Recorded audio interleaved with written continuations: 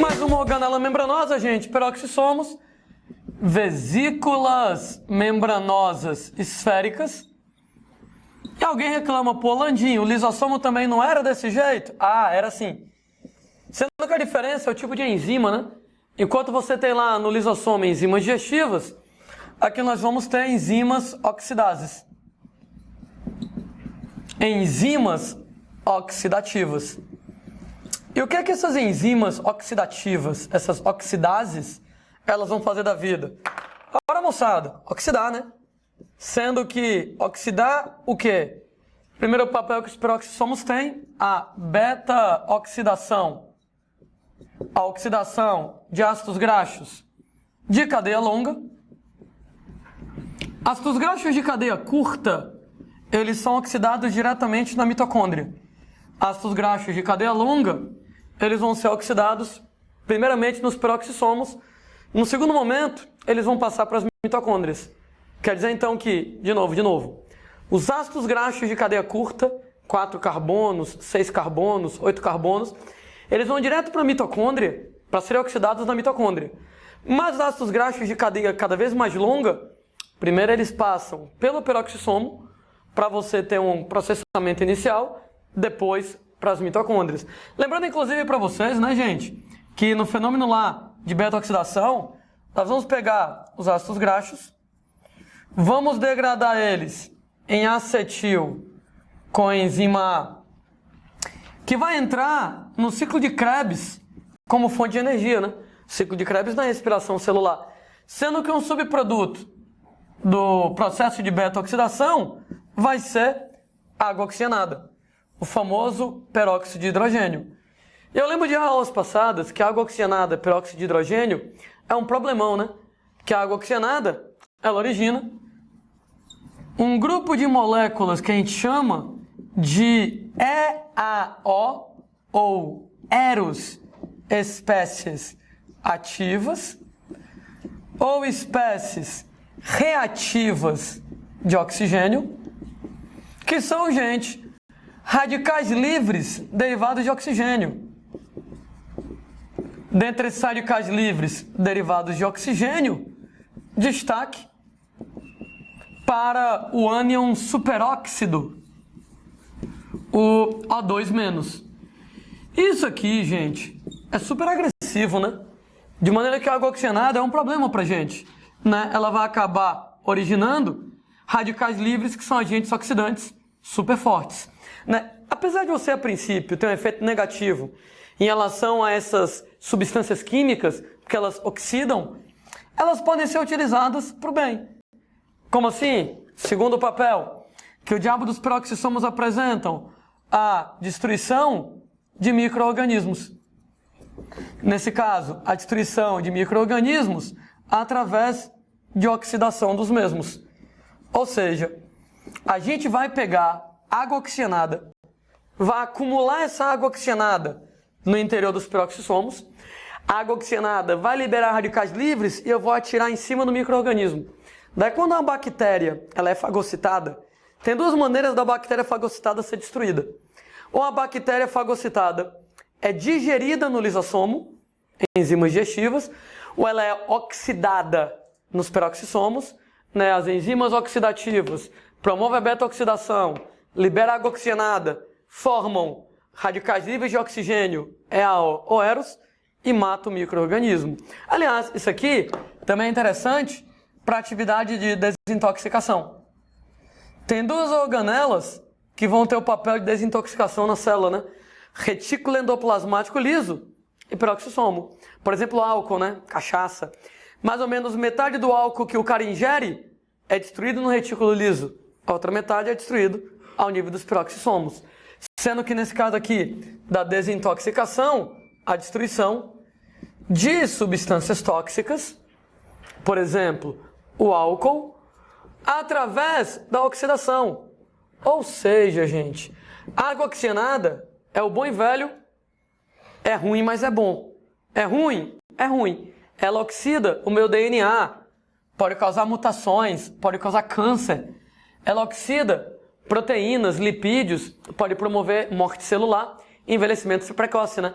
tá água oxigenada formando espécies ativas de oxigênio, esses radicais livres, como o ânion superóxido. Mas, gente, é inevitável que há aspectos positivos.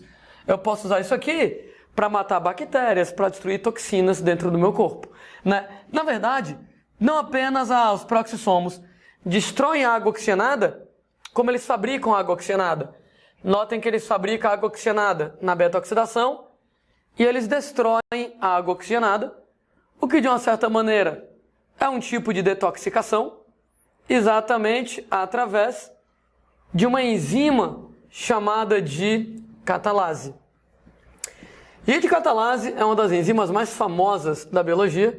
Quando a moçada entrar aí na faculdade, for pagar a cadeira de biologia, quem for fazer lá, né, na área de saúde, né, provavelmente vai fazer nas aulas práticas de biologia experiências com a catalase. Catalase é no peroxissomo, ela pega água oxigenada, quebra a água oxigenada em água e oxigênio. Por quê? Porque, gente, por mais que o oxigênio seja um agente oxidante, ele é muito menos agressivo do que a água oxigenada e do que o ânion superóxido.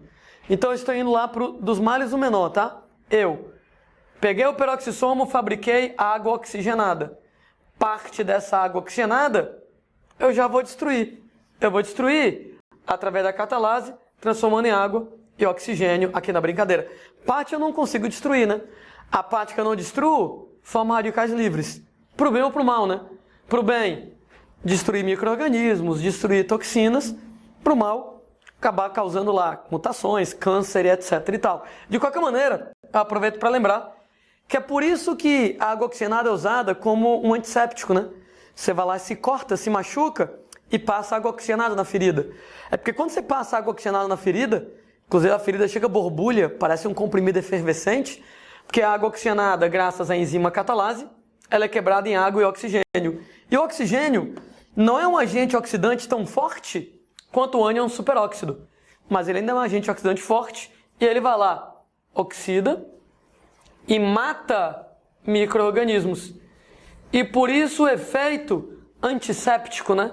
Quando você vai falar em efeito antisséptico, antibacteriano. Então, mata bactérias quando você passa água oxigenada no determinado ferimento. Note que não é a água oxigenada em si que vai destruir. Nesse caso, moçada, a água oxigenada é quebrada em oxigênio, borbulha, né? Chega, vai estar lá borbulhando. Quando você coloca água oxigenada na ferida, oxida e elimina micro-organismos, limpa o ferimento, aqui nesse caso. Um detalhezinho sobre os peroxissomos. Eles vêm de outros peroxissomos, né? Então, peroxissomos são provenientes de outros peroxissomos. Não é, por exemplo, né, moçada, como o lisossomo, que é assim, né? Retículo endoplasmático fabrica o complexo de Golgi e o complexo de Golgi fabrica os lisossomos. Por mais que eu tenha uma aparência semelhante entre peroxissomo e lisossomo, né? Lisossomo vem do Golgi, que vem do retículo, peroxissomos vêm de outros peroxissomos. Né? Muita gente acreditou, eu já assisti um filme chamado O Óleo de Lorenzo, é um filme bem antigo lá, mas conta a história lá muito bacana, né? Bacana assim, triste, né? Mas a história da luta lá da família de um menino chamado Lorenzo, que tinha uma doença chamada de adrenoleucodistrofia, onde a adrenoleucodistrofia, hoje em dia, moçada, inclusive ADL, né? Ela é chamada de síndrome de Lorenzo, por causa da história do menininho do filme. E, gente, ela é uma doença genética que tem relação com problemas nos peroxissomos. Nesse caso, ela é genética, ela é a falta de uma enzima dos peroxissomos, falta genética de uma enzima dos peroxissomos para poder degradar, fazer a beta-oxidação de alguns lipídios nos neurônios. E nesse aspecto parece muito com a doença de Tay-Sachs que eu falei sobre os lisossomos. Nesse caso, com a falta genética dessa enzima do peroxissomo para digerir esses lipídios nos neurônios, o resultado é que os lipídios não digeridos se acumulam nos lisossomos, nos peroxissomos agora, né? Me desculpem. Então eles se acumulam nos peroxissomos. E, gente, o problema não é que o peroxissomo arrebente, não é que nem na doença de Tay-Sachs, que o lisossomo se rompe. No que o lisossomo se rompe, libera enzimas digestivas, digerem e matam o neurônio. E o cara vai acabar se lascando. O problema aqui é outro. É que o lipídio não digerido vai se acumulando, o peroxissomo não chega a arrebentar, mas ele acaba, moçada, formando grandes inclusões citoplasmáticas. Ou seja, agregados dentro do citoplasma. E essas inclusões são tão grandes que acabam esmagando as organelas do neurônio e, com isso, acabam causando prejuízos ao funcionamento do neurônio. Então, acabam formando lá inclusões citoplasmáticas. O problema é o tamanho, é muito grande, que acabam lá danificando algumas estruturas do neurônio. No que danifica o neurônio, o indivíduo vai ter lesões neurológicas. Infelizmente, moçada, não existe cura, ela é uma doença genética. Na história do filme lá, O Óleo de Lorenzo, mostra a luta da família do menininho lá que tinha a doença para poder encontrar alguma forma de aliviar os problemas da doença.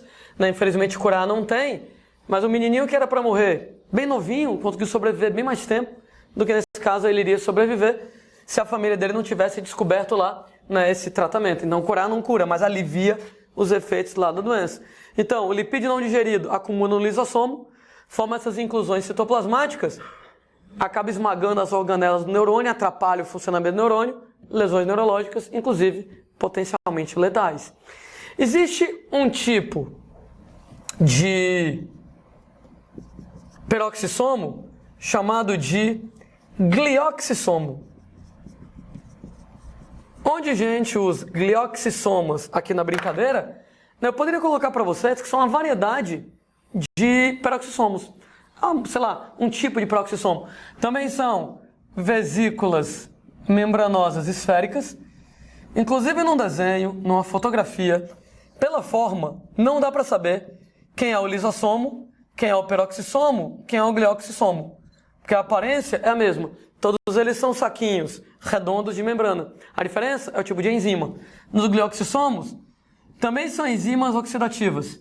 Essas enzimas, entretanto, têm um papel de converter lipídios em açúcares que serão utilizados como fonte de energia. Rolandinho, como é que é o nome do processo onde você vai transformar o lipídio em açúcar? Ora, no nosso corpo, transformação de lipídio em açúcar é gliconeogênese. Mas, nos glioxissomos, essas enzimas que transformam os lipídios em açúcares serem usados como fonte de energia, isso aqui é feito através de uma via chamada de via do ácido glioxílico ou via do glioxalato. E, gente, pelo amor de Deus, relaxem. Mas isso justifica o nome glioxissomo. Enquanto no meu corpo eu trabalho transformando lipídio em açúcar pela gliconeogênese, gente, isso aqui somente vai acontecer em plantas e em fungos. Plantas e fungos não fazem gliconeogênese. Quando eles precisam transformar óleos em açúcares, por exemplo, nas sementes, né? Pode notar que todo óleo de cozinha é feito de semente de alguma coisa. Óleo de soja, óleo de milho, óleo de semente de algodão, óleo de semente de girassol. Então, sementes oleaginosas, elas armazenam óleo como fonte de energia, degradam o óleo em açúcar para ser usado como fonte de energia. Sendo que não é que nem a gente, não é por gliconeogênese, é pela via do glioxalato. Da organela que faz isso, chama glioxissomos. Exclusivamente em plantas e fungos, volto a dizer, animais não têm isso.